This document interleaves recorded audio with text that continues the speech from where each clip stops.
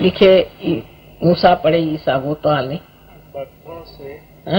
मंत्रों से रोग होने की बात हानि नहीं कर मंत्रों से रोग होने की बात मानी नहीं जा सकती। क्या हमारे संस्थान 10 है जिनमें मंत्रों की आपसी महिला चल रही है? मंत्रों से रोग होने की बात मानी नहीं जा सकती। क्या हमारे सारे शास्त्र नहीं, बिल्कुल नहीं। आपके शास्त्र बहुत सही है, लेकिन एक इस पे बड़ा सुंदर संस्कृत में श्लोक है कि अमंत्रम अक्षरम नास्ति, नास्ति मूलम अनौषधम, अयोग्य पुरुषो नास्ति, योजक तत्र दुर्लभा। कोई भी ऐसा अक्षर नहीं है जिसमें मंत्र नहीं, कोई भी ऐसा मूल नहीं है जिसमें औषधि नहीं, और कोई भी पुरुष अयोग्य नहीं है, लेकिन उसकी योजना करने वाला चाहिए।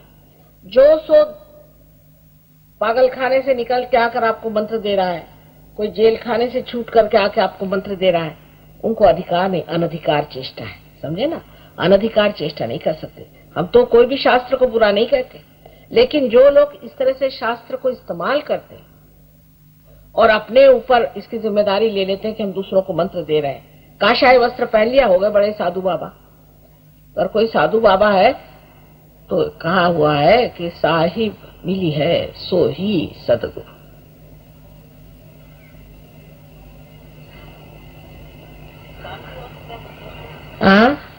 हाँ बेटे, बड़ा नुकसान होता है भैया, मैं तुमसे बताती हूँ सच बात। मैं तो माँ हूँ ना, मैं झूठ नहीं बोलूंगी। गलत आदमी से मंत्र लेने से तो नुकसान हो ही जाता है। कहिए भाई साहब। ये बहुत ही छोटा लेकिन विविध विषय प्रश्न है साहब। ईसा को सूली, गांधी को गोली, सबका सुख चाहने वाले लोगों को क्यों परेशानी होती है? कोई मंत्र आप दे सकते? ये इन्होंने कहा ठीक बात कि ईसा को सूली हुई, गांधी को गोली हुई, उसीलिए ईसा भी अमर हो गए और गांधी जी भी अमर हो गए। उसका असर आपको देखना चाहिए।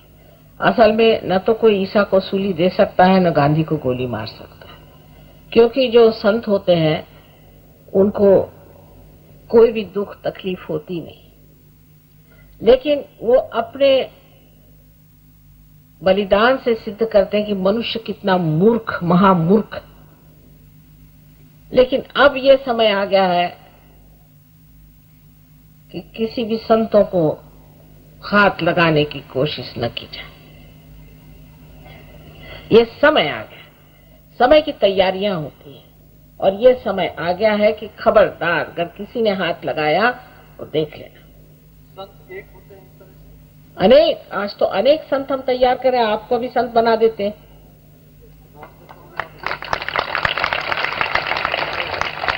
पहले कम होते थे, अब हजारों की तादाद में हो रहे हैं। चक्रों की विशुद्धि कैसे पता चक्रों की विशुद्धि कैसे पता लगाए, वह उनको कैसे शुद्ध करें? कुछ एग्जाम्पल्स दीजिए। हाँ, आपने चक्रों के बारे में पूछा कि किस तरह से वो शुद्ध न हो तो कैसे पता लगाएं। तो वो आप जब हमारे सेंटर पे जाएंगे तो आप जान लेंगे कि हमारी उंगलियों में 5, 6 और 7 ये चक्र हैं, और 5, 6 और 7 ये चक्र हैं।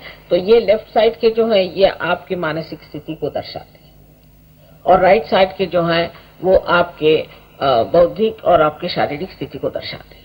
अब अगर इसमें से कोई सी भी उंगली में चिटक ऐसी गर्मी लग रही हो, या कहीं ऐसा लग रहा हो कि जड़ता आ रही है, कुछ आ रही है, तो उसका सिर्फ उसका अर्थ क्या है ये आप सीख लीजिए।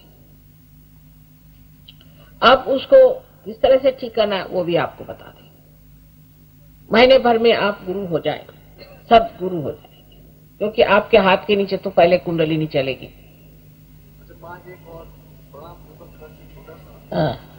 सत्य को किस सीमा तक खींचा जा सकता है कि वहाँ प्रभु का हाथ आशीष के रूप में? बस आप एक बार पार हो जाएं, वहीं आपको उनके चरण मिल जाएंगे और उनका हाथ आप पर आशीष रूप रहेगा। आपका हाथ मेरा हाथ है ही, देखो वहाँ ठंडक आ रही कि नहीं। प्रश्न है कि मोक्ष का सेल्फ रियलाइजेशन से क्या संबंध है? मोक्ष जो है वो तरह तरह से लोग जानते हैं, सेल्फ रियलाइजेशन जो है ये मोक्ष ही है। सारे संसार की जो विपदा है, तकलीफ है, वो इसलिए है क्योंकि हम अंधकार में, अज्ञान में है। जब वो अज्ञान छूट जाता है तब हम मोक्ष में आ गए। लेकिन सेल्फ रियलाइजेशन आने के बाद भी मनुष्य को स्थिर होना चाहिए। प्रथम तो वो निर्विचार होता है, जिसे कहेंगे निर्विचार समाधि, क्षण में हो सकता है, तत्क्षण होता है। तत्क्षण रामदास स्वामी से पूछा गया कि कितनी देर लगती है कुंडलिनी के जागरण को, तो उन्होंने कहा तत्क्षण, पर उसका लेने वाला और करने वाला होना चाहिए, ये दो चीजें। अब दूसरी बात है कि जब आप, कोई लोग ऐसे भी हैं कि उसी वक्त वो निर्विकल्प में भी चले जाते हैं, उनको शंका ही नहीं रह जाती, फिर निर्विकल्प समाधि आ जाती है, उसको आपको प्राप्त करना है। जब निर्विकल्प में आने के बाद फिर आगे की बात आपको सोचना चाहिए। एकदम से ही आप कहें कि हम एकदम से ही परम हो जाएं, तो ऐसा नहीं होता है। जितना आप बर्दाश्त कर सकते हैं उतना ही होगा, पर निर्विकल्प में आते ही आप अपने ही आप ढलने लग जाते हैं उस वक्त। जिस वक्त आपके बंधन टूट गए तभी आप मोक्ष को प्राप्त हो गए। लेकिन इस बंधन को टूटने के बाद आप कहाँ तक आप पहुंचते हैं ये आगे का रास्ता है, पर मोक्ष तो हो गया।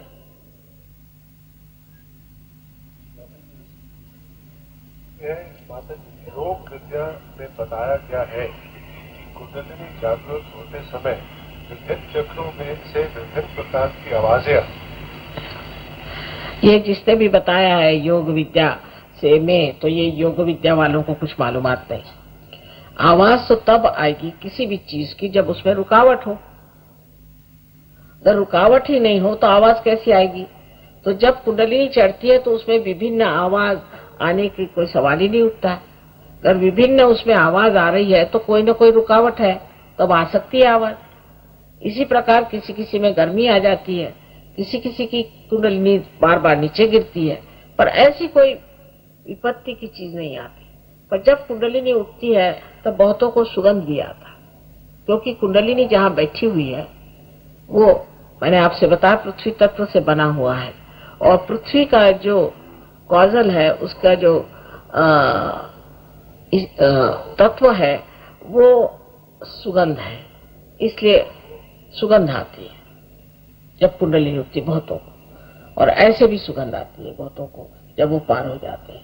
पर इसका मतलब ये है कि जैसे आप यहाँ से एयरपोर्ट जाना है, आपको प्लेन पकड़ना, समझ लीजिए, तो इधर उधर सब चल ही रहा है, लेकिन आप तो इस चीज में कि भाई किस तरह से वहां पहुंच जाए, तो ये सब साइड में कुछ न कुछ होते रहता है। पर ये आवाज आना कोई बड़ी अच्छी स्थिति नहीं है। इसका मतलब है कि चक्रों में कुछ रुकावट।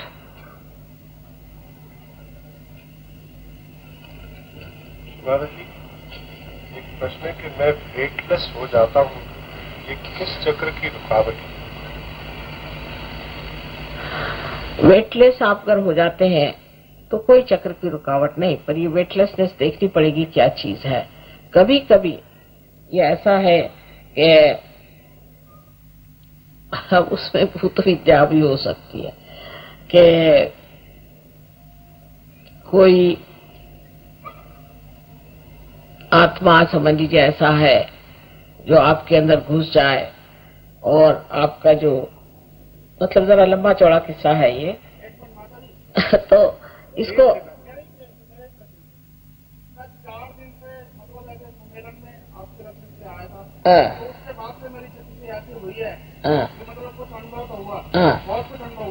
लेकिन मैं बहुत दफा ये वेटलेस हो जाता हूँ। वो फिर है बहुत अच्छी बात। वही मैंने कहा दो नहीं दशे होते। नहीं तो वो तो अच्छी बात है कि वेटलेसनेस आ जाए। हाँ क्या कह रहे? अच्छा, that has to be cleared out, है ना? If you feel it is a good idea because you know about it, it can be cleared out, no problem. मुसीबत में क्या करना चाहिए? अब भाई ये तो बड़ा वेग टर्म है। मुसीबत माने कौन सी मुसीबत? हो सकता है आप ही किसी के लिए मुसीबत हो।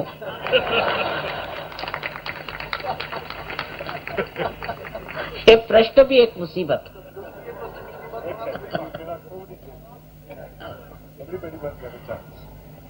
नाद क्या है? नाद क्या है इसके बारे में बताइए। अब सारे ही प्रश्न आज ही पूछ लीजिएगा। नाद क्या है, ब्रह्म क्या है? नाद वही है जिस वक्त हमारे अंदर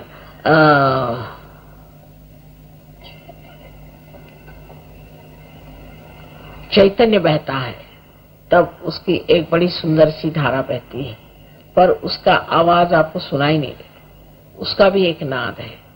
इसी तरह जब अति सूक्ष्म आप हो जाते हैं तो आपको सुनाई दे सकता है। उसके बाद में इसमें चैतन्य में आप जब आप पार हो जाते हैं तो आप देखते हैं आकाश में से छोटे छोटे ऐसे कौमा के जैसे ऐसे चमकते हुए चैतन्य के ऐसे छोटी छोटी धाराएं दिखाई देती। तो ये इसमें भी प्रकाश होता है। अब आपको आश्चर्य होगा कि बहुत से हमारे पास ऐसे फोटोग्राफ्स हैं, वो अभी आपको हम बाद में दिखाएंगे, जिसमें आपको आश्चर्य होगा कि ये प्रकाश के जो कण है उसको पकड़ा गया। ऐसे आजकल हो रहा है।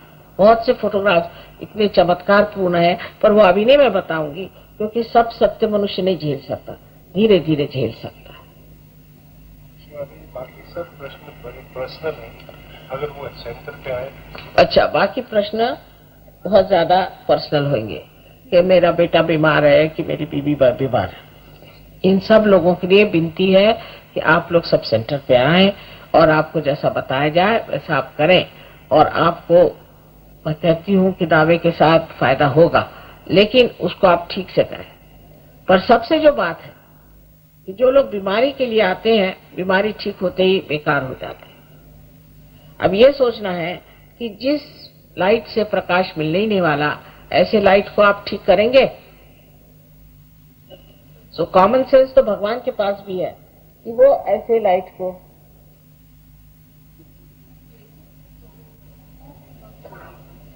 What is he saying? You have been saying. No, that's not correct. Please be seated, I'll tell you, all right?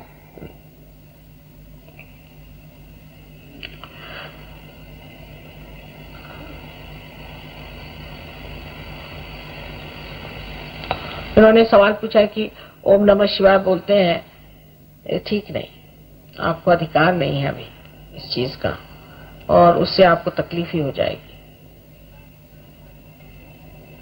असल में क्या बताएं, इतना अंधकार है, और इस इग्नोरेंस का भी फायदा कितने लोग उठाते हैं। कुछ भी बताते रहते हैं, कहते रहते हैं, छाप देते हैं, लोग वही करने लग जाते हैं, क्योंकि सब लोग खोज रहे हैं, सब साधक है। दुख की तो बात यह है कि सारे बड़े शुद्धपन से, भोलेपन से परमात्मा को खोज ही रहे, उसमें न जाने किस किस जाल में फंस जाते हैं, कितनी परेशानी में फंस जाते हैं।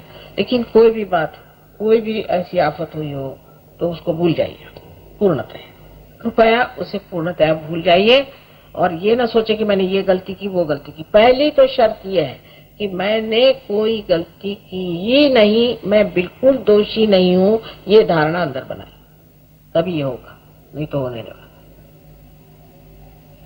आप लोग वहां जाएं और उनसे अगर पूछे तो आपकी पूरी मदद कर देंगे।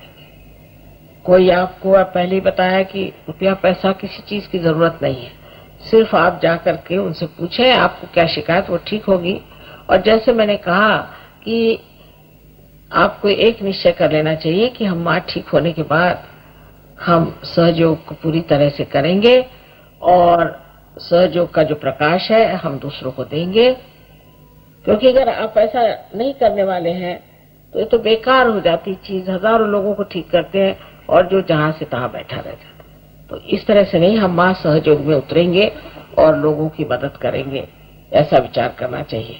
क्योंकि कोई सा भी, आप ईसा मसीह ने कहा है कि जोत को जला करके दीप कोई पलंग के नीचे नहीं रखता है। ऐसी बात है कि हमें जो चीज प्राप्त हुई वो दूसरों को दिए बगैर चैन नहीं आने वाला, और उससे फायदा भी नहीं होने वाला।